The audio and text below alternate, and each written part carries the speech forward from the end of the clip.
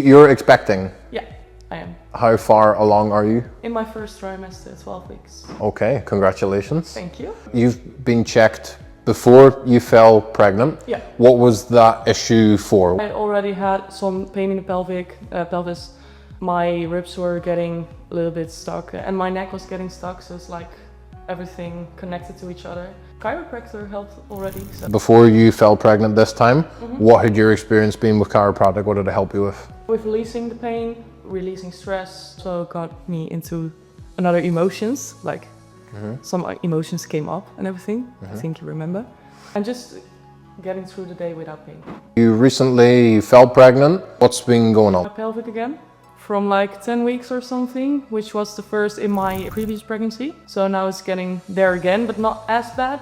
But I feel it coming and I want to be ahead of it. Why would a pregnant woman want to come to the chiropractor? Because sometimes they're nervous or they're skeptical. I don't think you should be nervous. It's like a process for helping you in a pregnancy. It's a process for maintaining everything, what you start with, like correcting me and then maintaining it. And it will help with birth and everything. So I never had chiropractic in my first pregnancy.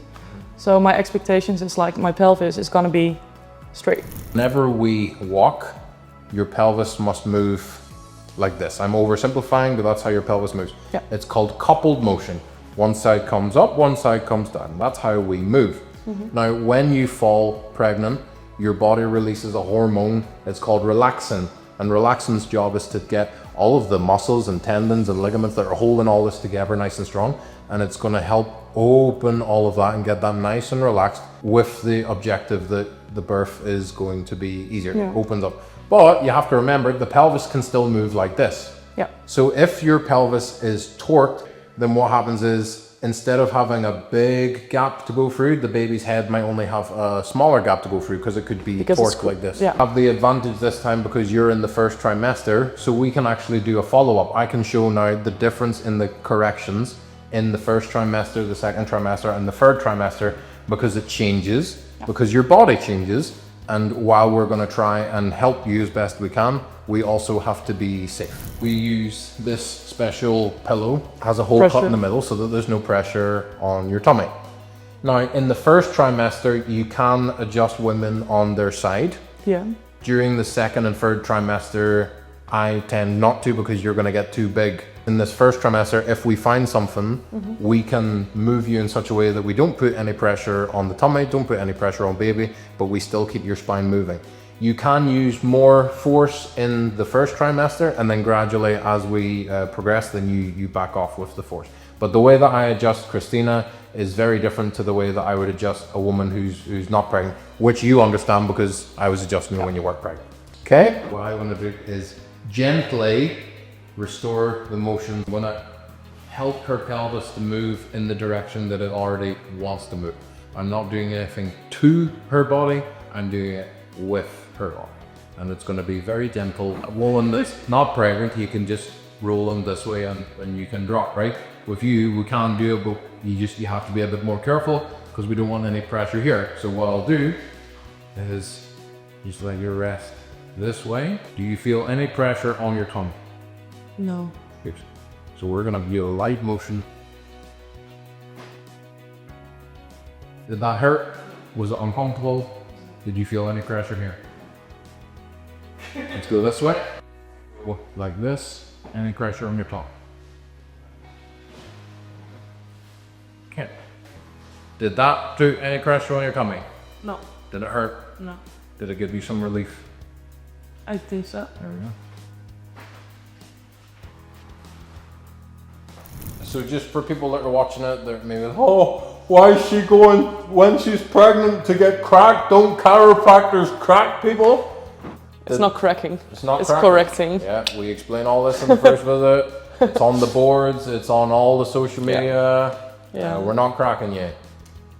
And it's not unsafe. Yeah. Well, it depends who's doing it.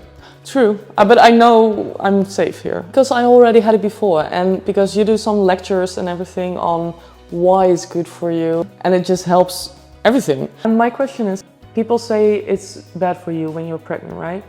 What could be the reason they say this? I think it's because when you say the word chiropractic, the picture that's coming up in their head is what idiots on YouTube and Instagram are doing, which is putting microphones near your spine and making as much noise as possible, which is not what we're doing. We're looking after the nervous system. You're not gonna hear my cracks now? You might hear a little bit, but if you think that chiropractic is about cracking and someone that you love, that you care about, is pregnant and they're saying, I'm going to go to the chiropractor, you would be like, oh, why would you go there and get cracked? I'm just helping parts of the body move better so that your body can adapt and do the rest. For anybody out there that maybe they're in the first trimester, maybe they've had kids before and they know that the sciatica is coming or that the heavy feeling, the fatigue is coming, what would you say to those people that are thinking about this? Be ahead of it, I think. Like, I just want to make sure I'm ahead of it right now, because later in my previous pregnancy I was a bit too late, and then I was going to a physio only, and it didn't help me the way I wanted to. So afterwards I still had pelvis pain in my pelvis. For me it stayed for 4 years, and that's why I know it helps. So just go. Yeah, same. Try it out. To remember as well is your body has this relaxing hormone, so it's going to open up to help you give birth. But then what happens after you give birth? It has to solidify. It has to come back. Wouldn't it make sense that while it comes back and solidifies, that we make sure it does so in the right motion, so that when that solidifies, that you're not torqued? Because that's when you'll see women that say, oh, I gave birth to my son 5 years ago, and now I have neck pain, shoulder pain, migraines. I'm like, oh, the foundation of the building is... So you also do it like postpartum? Yeah. Oh. There's no downside to it. It's the most logical thing in the world. Cracking is not logical though. It's not cracking. All right. Thank you so much for coming in and sharing your testimony. And we're going to do another one towards the end of your second trimester.